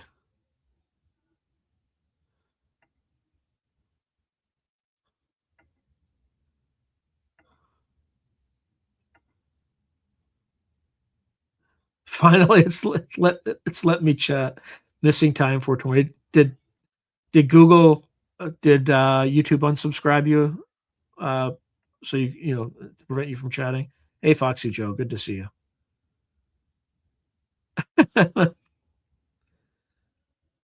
I'll let 64 saying I'm going to come back and haunt materialists.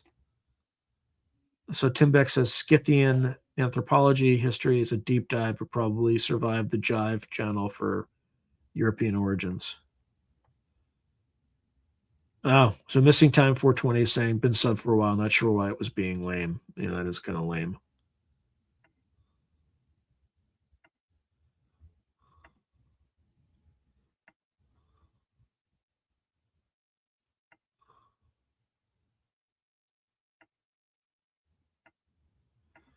Hun Her 2.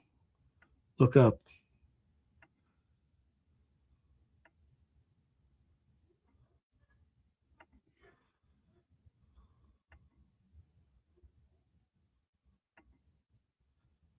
Okay. Sorry, I can't read everything. I'm just trying to race through the Tuvan Throat Singers.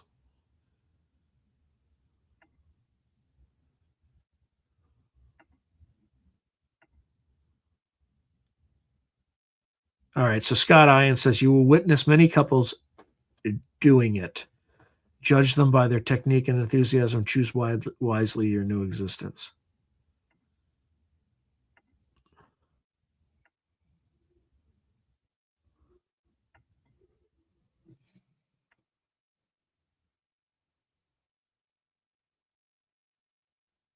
Oh, it might be simmering, but that's just because it's probably like, yeah, it's the, oh, the camera's moving too when I move around. So it's just because it's a green screen behind me. So it's probably,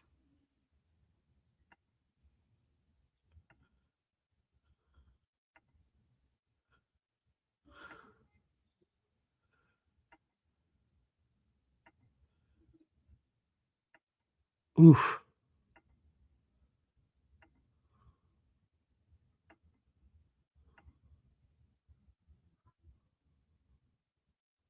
Leaving the body is indicated by a spot of blood on the top of the head. Yikes. Philip Blair saying, look up Paul Ekman talking with Jim Doty for conversations on compassion at Stanford. Ekman came out of retirement to do a project with the Dalai Lama on global compassion. So William Alexander said, I accidentally left my body for the first time I tried self hypnotism at 16 years old. So Dr. Paul Ekman and Dr. James R. Doty both passed this year, unfortunately. Uh,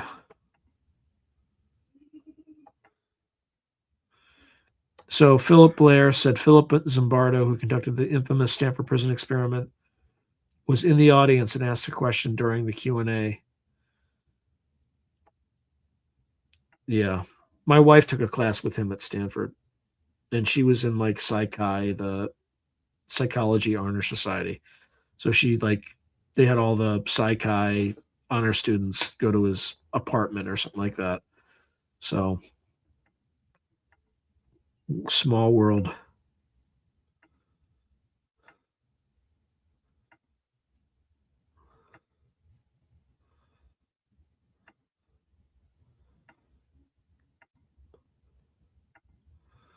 Oh my God, so many comments. Well, thank you for the comments. I appreciate that. Hit like and subscribe too. Well, in fact, let's throw that down there. Now I got to find out where the hell I am. Oh, here we go.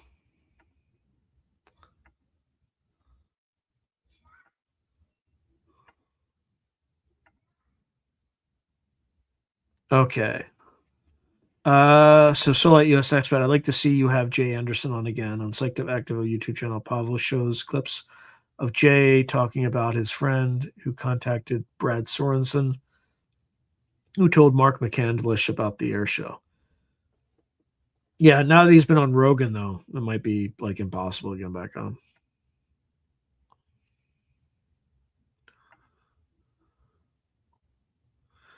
So Brad Sorensen threatened Jay's friend's family.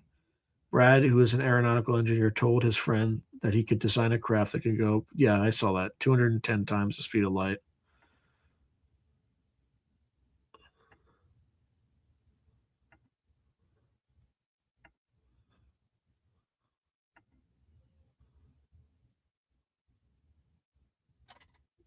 Yeah, it's on there. I definitely interviewed him. I mean, it was a friendly interview.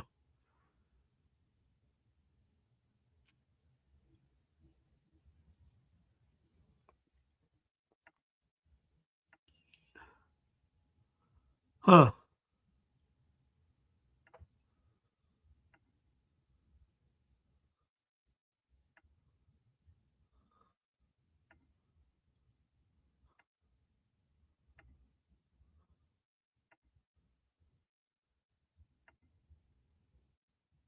Hey, Oracle Ralphie, good to see you. Oh, so Oracle Ralphie says on Christmas we brought flowers to my mother's grave site last night. I saw her in her dream. She was fine. That's sweet, Oracle Ralphie. That's a good story to hear. Hey, Vet Girl, good to see you.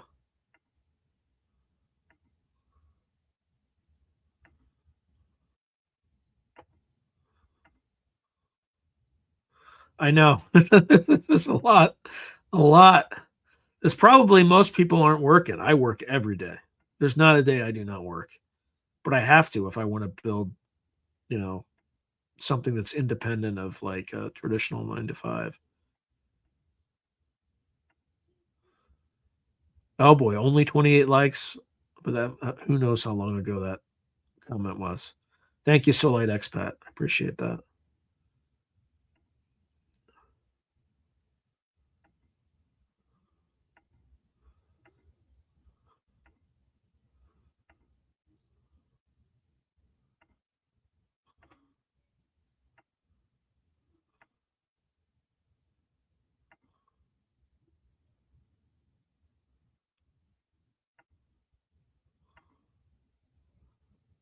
We, you know, if I ever breach 100,000 subscribers, I will definitely start doing things like that, where we like organize trips and stuff like that to different, sacred sites, paranormal locations, yada yada.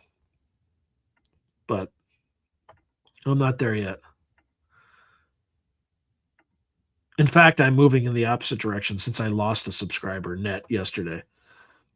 Because you like gain subscribers, you lose them, but like I lost more subscribers than I gained yesterday. Thanks, YouTube.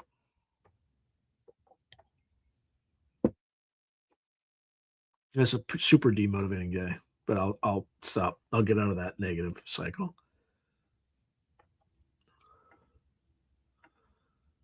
Hey, July, good to see you. Unbelievable. So, spiritual ascension says Sean, it literally won't let some people type in chat in live chat sometimes. Weird.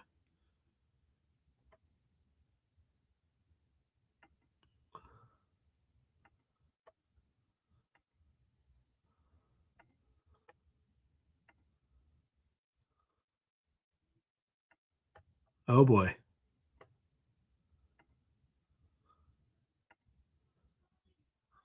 Book suggesting the synagogue of Satan. What's that? I mean, aside from the obvious, is that exactly what I think it is, or is it something different? You gotta let me know.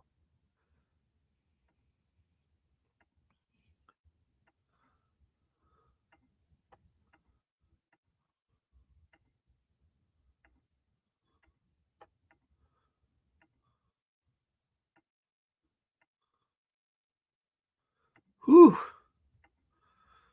Oh my god. These comments are just so many. Apologies if I'm not reading everyone. I have like a lot of work left.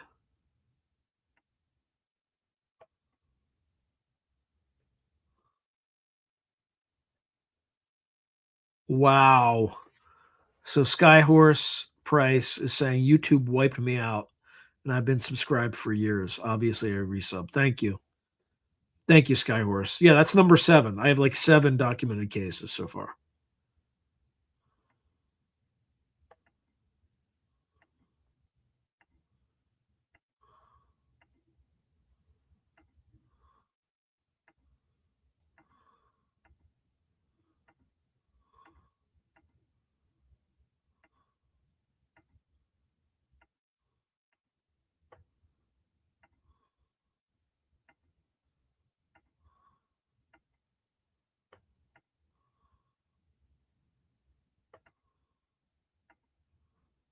Shazam.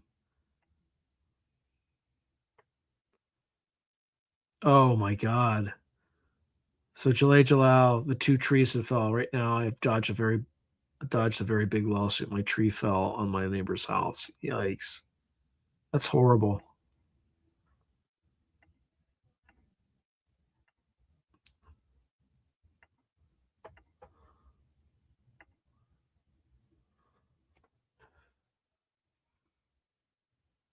Well, that's good. There's no damage.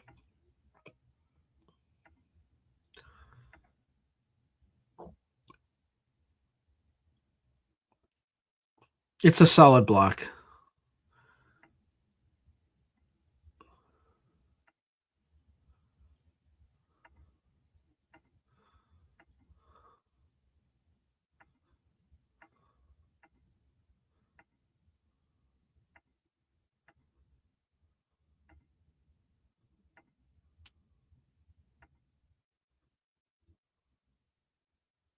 Hey, happy birthday. Happy birthday, Soulite US Expat. It's coming up, I guess Wednesday, but happy pre-birthday.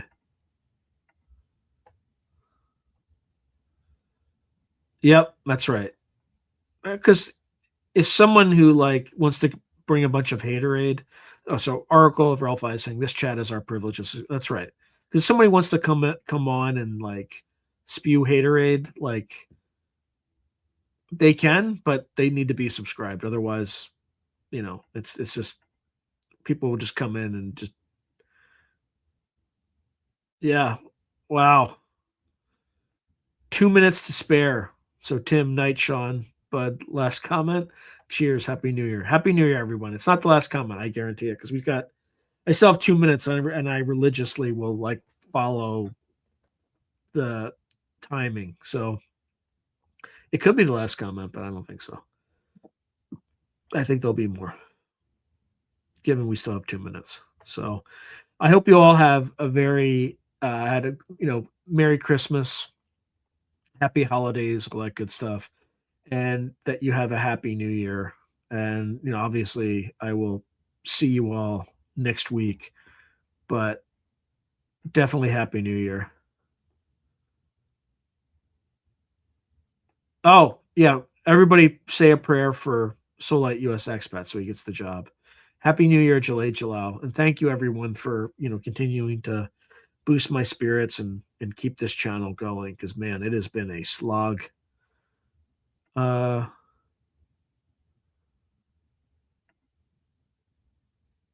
yeah, of course Korean won. No, I just assumed instant like immediately. Yeah, I think I've been to Korea is like the only Asian country I've ever been to. South Korea, obviously. So, but anyway, going back to just have a happy new year, make sure you spend time with your families. And I'm just like desperately just trying to get work done ahead before I have to return to work. So, good night, everybody. One more minute and then, oops. Yeah, thank you, Oracle. Appreciate that. Yeah, 2026 is going to be interesting. So, anyway, good night, y'all. God bless. Happy New Year. And I hope you enjoy this weekend and next week before kind of going back to work. So God bless. Good night.